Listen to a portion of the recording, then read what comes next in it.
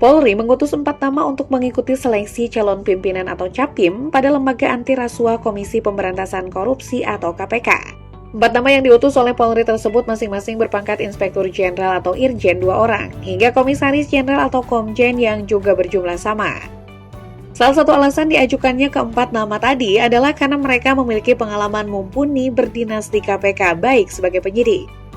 Total ada 525 orang yang telah mendaftar sebagai calon pimpinan atau Capim KPK dan calon Dewan Pengawas atau Dewas KPK hingga pendaftaran ditutup pada Senin 15 Juli 2024. Dari jumlah tersebut sebanyak 318 diantaranya adalah calon Dewas dan 207 lainnya merupakan Capim KPK. Berkaca dari kepemimpinan KPK sebelumnya Irjen Pun Firly Bahuri yang kini menjadi tersangka kasus pemerasan pada ex-Menteri Pertanian Syahrul Yassin Limpo. Apakah panitia seleksi pemilihan pimpinan KPK cukup berani mengambil resiko memilih calon pimpinan dari matra kepolisian untuk selanjutnya diserahkan pada Presiden?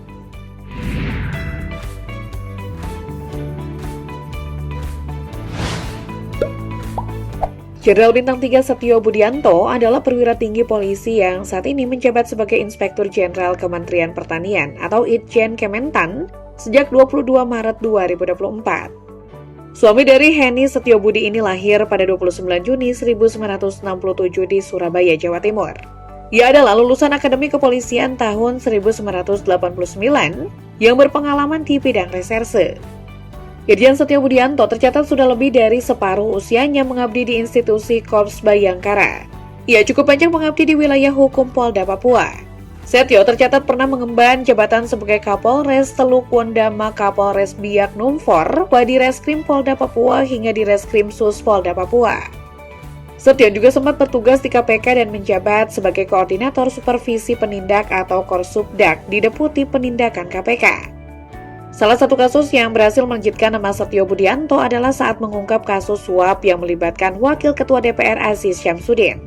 Sebagai Direktur Penyidikan KPK, kala itu Setio Budianto memimpin langsung penangkapan Aziz Syamsuddin di rumahnya di Jakarta Selatan pada Sabtu dini hari 24 September 2021. Aziz Syamsuddin yang juga politisi Golkar ditetapkan sebagai tersangka dalam kasus dugaan korupsi pemberian hadiah atau janji terkait penanganan perkara yang ditangani KPK di Kabupaten Lampung Tengah. Aziz Syamsuddin dituduh memberi suap kepada penyidik KPK Stefanus Robin Patuju yang kemudian dipecat KPK setelah berstatus tersangka suap penanganan perkara.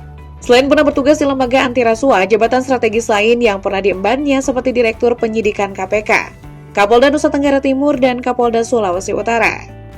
Setio Budianto terakhir kali memverifikasi harta kekayaannya ke KPK pada 1 April 2024. Inspektur Jenderal Kementerian Pertanian itu tercatat mempunyai harta kekayaan senilai 9,6 miliar rupiah.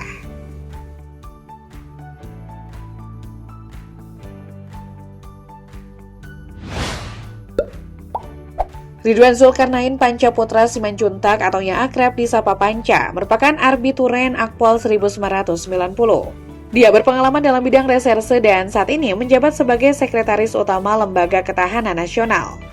Jabatan itu ia emban sejak 8 September 2023. Selama mengabdi di kepolisian, pria kelahiran 19 Januari 1969 tersebut kerap ditugaskan di wilayah Jawa Tengah terutama di awal karirnya. Suami dari Rita Pancaputra ini antara lain pernah mengisi posisi Kapolres Banyumas, Kapolres Tegal, hingga Wadireskrim Sus Polda Jawa Tengah.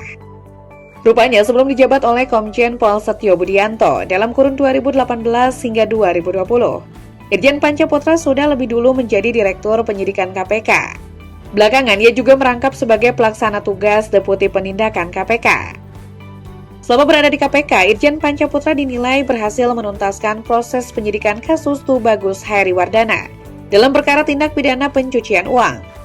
Perwira 55 tahun ini juga sukses menuntaskan penanganan kasus korupsi pengadaan pesawat dan mesin pesawat di PT Garuda Indonesia yang menjerat ex-dirut PT Garuda Indonesia Emir Syahsatar dan Sutikno Sudarjo. Namun, rapot mantan di Reskrim Sus Polda Kalimantan Tengah ini tak selamanya berwarna emas. Pada 2022 lalu, nama Pancaputra ikut terseret dalam kasus kematian Brigadir J. Majalah Tempo menyebut jika saat masih menjabat sebagai Kapolda Sumatera Utara atau Sumut, Jenderal 55 tahun itu terlibat dalam upaya melobi para pejabat utama Polri demi memuluskan skenario yang dirancang Verdi Sambo. Para pejabat utama Polri yang dilobi antara lain, Inspektur Pengawasan Umum Polri yang kala itu dijabat oleh Agung Budi Marioto, dan Kepala Badan Reserse Kriminal Polri sewaktu masih dipegang oleh Agus Andrianto. Tanya itu, kinerja Panca pada 2023 juga mendapat rapor merah dari anggota DPR RI Dapil 3 Wilayah Sumatera Utara Junimat Girsang. Hal ini disebabkan karena pada 2023 lalu, banyak kasus hukum di Sumut yang melibatkan oknum polisi sebagai tersangka. Selain Kapolda Sumut dan Direktur Penyidikan atau Penindakan KPK, beberapa posisi strategis lainnya yang pernah dipegang oleh Panca, antara lain Kapolda Sulawesi Utara, Wadir Tipidum Bareskrim Polri hingga menjadi dosen utama di STI Kalemdikpol. Panca kala terakhir melaporkan harta kekayaannya ke KPK pada 30 Maret 2023, atau saat menjabat sebagai Kapolda Sumut. Jumlah kekayaannya mencapai 8,6 miliar rupiah.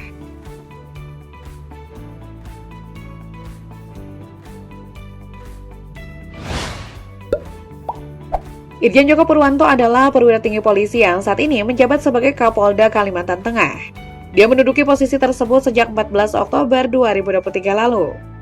Jenderal Bintang 2 yang akrab disapa Joko itu berasal dari Pekalongan, Jawa Timur. Dia lahir pada 7 November 1967 dan lulus dari Akademi Kepolisian pada 1989.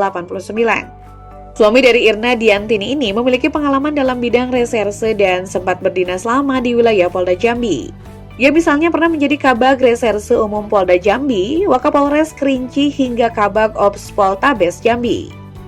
Masih di wilayah Jambi, perwira 56 tahun ini juga menjabat sebagai Kasubag Seleksi Ditpers Polda Jambi, Kanit 1 Reserse Umum Polda Jambi, Kasat 2 Tipidkor Polda Jambi hingga berposisi sebagai Kabag Analis Dit Narkoba Polda Jambi. Soal pemberantasan korupsi, saat masih berpangkat perwira menengah, Irjen Joko sudah bertugas sebagai penyidik di KPK. Lalu saat kembali ke institusi Polri, ia naik jabatan menjadi Direktur Tindak Pidana Korupsi Bareskrim Polri. Selama bertugas di Bareskrim, ia pernah menangkap mantan Direktur Utama PLN Nur Pamuji dan menyita uang tunai 173 miliar rupiah. Kasus lain yang juga menghebohkan adalah saat menangkap buronan kasus Bank Bali Joko Chandra yang kabur. Sebelum bertugas di Kalimantan Tengah, Joko adalah Kapolda Nusa Tenggara Barat. Dia tercatat pernah mengisi sejumlah posisi seperti Dirtipidkor Bareskrim Polri. Selain punya reputasi dalam mengungkap sejumlah kasus korupsi, saat ini mantan Kapolsek Tambelang Polres Bekasi Polda Metro Jaya ini juga tercatat sebagai Kapolda termiskin di tanah air, dengan kekayaan di bawah 1 miliar rupiah. Kapolda Kalimantan Tengah ini tercatat berharta 926 juta rupiah. Laporan tersebut disampaikan ke KPK pada 6 Februari 2024.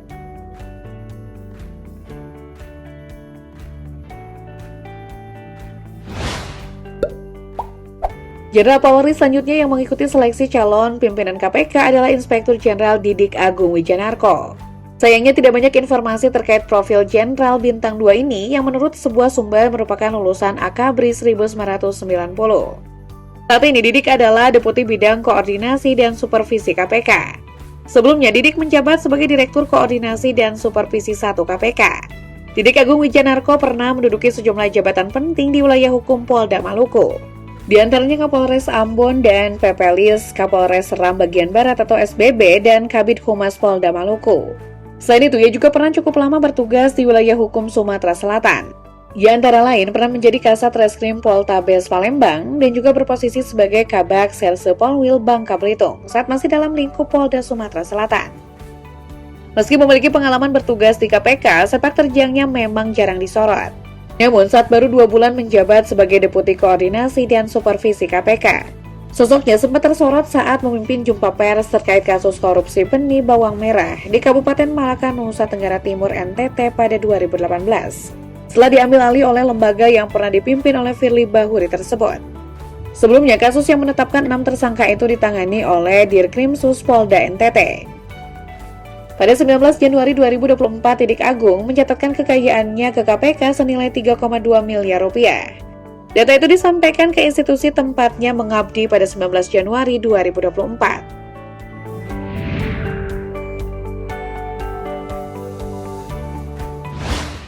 Usai panitia seleksi menentukan sejumlah nama calon pimpinan KPK. Selanjutnya, nama-nama calon terpilih akan disampaikan kepada Presiden Republik Indonesia. Presiden lalu kembali menyortir nama calon pimpinan dengan jumlah calon 2 kali lipat dari kuota yang dibutuhkan untuk selanjutnya diserahkan kepada DPR RI. DPR RI wajib memilih dan menetapkan 5 calon yang dibutuhkan dan melakukan voting untuk memilih Ketua KPK. Peraih suara terbanyak akan terpilih menjadi Ketua KPK. Bersama 4 besar peraih suara terbanyak berikutnya, kelimanya akan menjadi komisioner KPK yang harus disahkan oleh DPR RI sebelum akhirnya dilantik oleh Presiden.